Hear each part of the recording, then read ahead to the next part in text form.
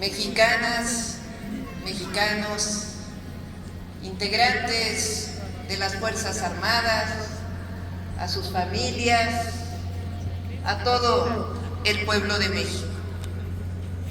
México, nuestra nación, es extraordinaria. Tenemos orígenes en civilizaciones que se remontan a más de 3000 años. Somos también, probablemente, el único o de los pocos países en el mundo que han vivido 4 transformaciones profundas, que han moldeado nuestra historia hasta llegar a ser lo que somos, un gran pueblo y una gran nación. La primera transformación, la independencia de México, que inicia con el grito de Hidalgo, el padre de nuestra patria, un hombre visionario e inteligente que supo conducir el inicio de nuestra libertad. Este año conmemoramos 200 años de la primera Constitución de la República, producto de aquella gesta histórica. Después vino el siglo XIX, lleno de dificultades, en una lucha entre conservadores y liberales.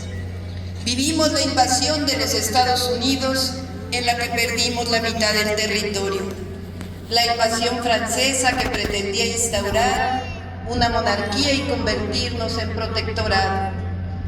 Pero a la segunda mitad del siglo XIX lo marcó la segunda transformación, guiada por una generación de humanistas, libertarios, con amor a su patria, poetas y escritores convertidos en generales, liderados por un hombre que se adelantó a todos los tiempos, un indígena zapoteco que frente a todas las adversidades supo conducir a la nación a su segunda independencia, el benemérito de las Américas, Benito Juárez García, que nunca se venció ni claudicó y que formó un Estado civil sustentado en la libertad, una república federal democrática y representativa. Llegó la tercera transformación, que venció años del porfiriato. Algunos historiadores han querido reivindicar aquel periodo, pues afirman que trajo la modernidad y el progreso.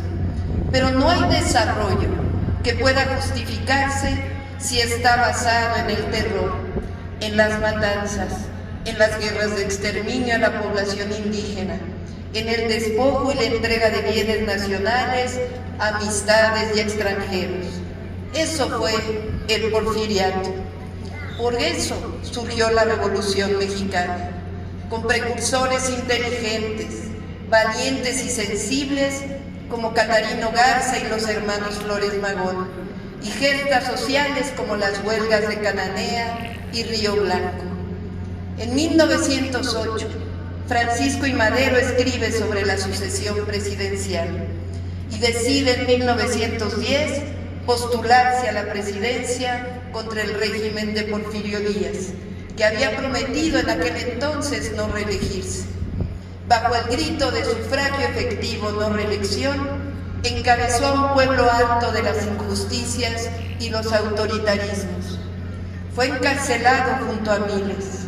A su salida, decreta el Plan de San Luis, cuyo texto inicia de la siguiente forma: los pueblos, en su esfuerzo constante porque triunfen los ideales de libertad y justicia, se ven precisados en determinados momentos históricos a realizar los mayores sacrificios.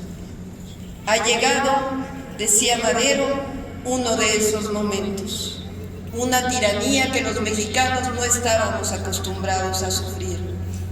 Convoca en ese plan a levantarse en armas a las y los mexicanos justamente el 20 de noviembre de 1910, hace 114 años. Madero llega a la presidencia después de meses de insurgencia, convocando elecciones, las cuales gana abrumadoramente. Restaura la democracia, pero se aleja de sus aliados populares, que le dieron el triunfo. Y poco más de un año después, Es derrocado y asesinado junto con el vicepresidente Pino Suárez por un golpe de Estado perpetrado por Victoriano Huerta y apoyado entonces por el embajador estadounidense más intervencionista que haya habido, Henry Lane Wilson. De todos los gobernadores de aquel tiempo, solo hubo uno que no aceptó ese golpe de Estado: el gobernador de Coahuila, estado natal de Madero, Venustiano Carranza. El 19 de febrero de 1913, el Congreso del Estado de Coahuila publicó un célebre decreto en el que desconocía al usurpador Victoriano Huerta y facultaba a Venustiano Carranza para crear una fuerza armada y restablecer la democracia y el orden constitucional. Ese es el origen de las Fuerzas Armadas de México. Es decir, las Fuerzas Armadas mexicanas vienen de la lucha contra un golpe de Estado, vienen de una revolución social, viene la lucha por la democracia, la defensa del pueblo mismo por sus derechos. Y esos principios los han mantenido hasta nuestra fecha. Por eso confirmamos que las Fuerzas Armadas son pueblo uniformado, hombres y mujeres valerosos que aman a su patria y entregan su esfuerzo y su vida por el bien de nuestra patria. La lucha incansable de Zapata y Villa por la justicia social marcaron la historia de la revolución, así como por grandes hombres como Felipe Ángeles y grandes mujeres como Elisa Acuña, de la Velarde, Clara de la Rocha, Carmen Parra y todas las heroínas anónimas. La Revolución Mexicana dio a nuestra patria y al mundo la Constitución de 1917, visionaria, nacionalista y justa, la primera en reconocer derechos sociales, las garantías individuales, la propiedad de la nación sobre los recursos naturales, la propiedad comunal y el ejido, los derechos de los trabajadores, la educación pública, laica y gratuita, la soberanía popular y el derecho del pueblo a cambiar su forma de gobierno.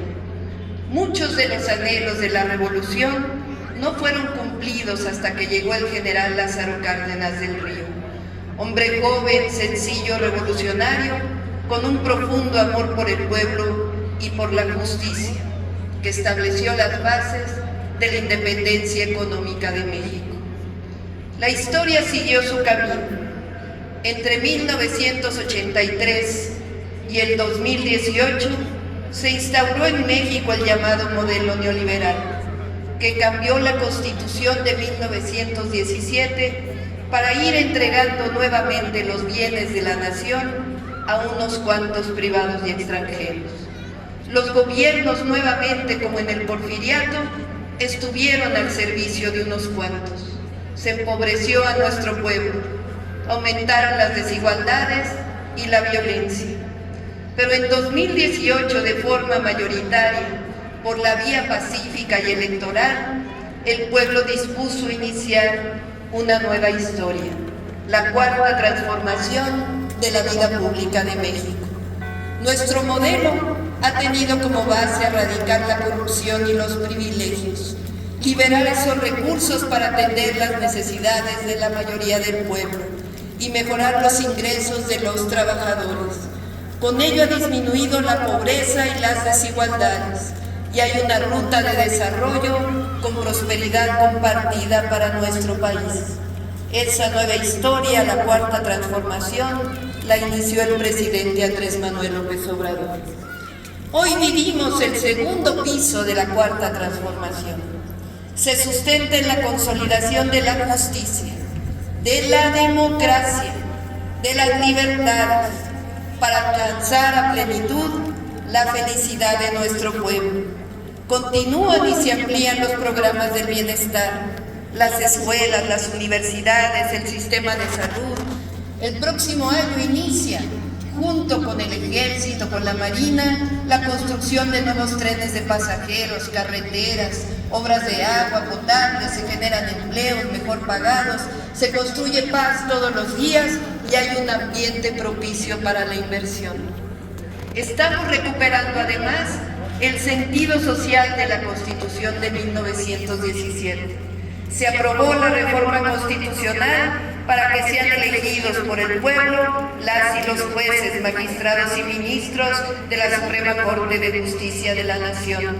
Se integró la Guardia Nacional a la Secretaría de la Defensa. Se aprobaron los derechos plenos de los pueblos y comunidades indígenas. Los programas de bienestar se hacen derechos constitucionales. Y además, las mujeres ya estamos en la Constitución de la República con plenos derechos. Y también Pemex y CFE recuperan su carácter público. Por ello digo que tengo claro que solo con el apoyo de la amplia mayoría del pueblo se puede seguir llevando a cabo esta gran transformación de nuestra patria. Por eso nunca nos separaremos de los sentimientos de la nación, nunca nos separaremos del pueblo de México. Con una larga tradición de lucha, el pueblo de México ha sido el protagonista de las transformaciones de nuestro país. A él nos debemos y a él servimos. Estamos viviendo una transformación profunda y créanme, el mundo entero ve a México con admiración. México tiene, sobre todo, un pueblo resistente, amoroso, solidario, fraterno, con hombres y mujeres trabajadoras, aquí en nuestro territorio y también, hay que decirlo, del otro lado de la frontera. Las mexicanas y mexicanos en Estados Unidos, nuestros paisanos y paisanas, son héroes y heroínas de la patria, trabajadores que apoyan a sus familias y a la economía de México, pero también, que se escuche bien y que se escuche fuerte, contribuyen a la economía de nuestro país vecino, de los Estados Unidos. Las y los mexicanos somos de los mejores trabajadores del mundo, en el campo, en la construcción, en los servicios, en el turismo, profesionistas, científicos que construyen todos los días por venir, en todos los lados del mundo en donde estemos y también, por supuesto, en nuestro territorio. A 114 años del inicio de la Revolución Mexicana, afirmamos: somos un país libre, soberano, independiente, solidario, generoso y democrático. Y no olvidamos de dónde venimos. Por eso conmemoramos la Revolución Mexicana y decimos con certeza y corazón que vivan las mexicanas y los mexicanos, que viva el pueblo de México, trabajador y valeroso. ¡Que viva México! ¡Que viva México! ¡Que viva México!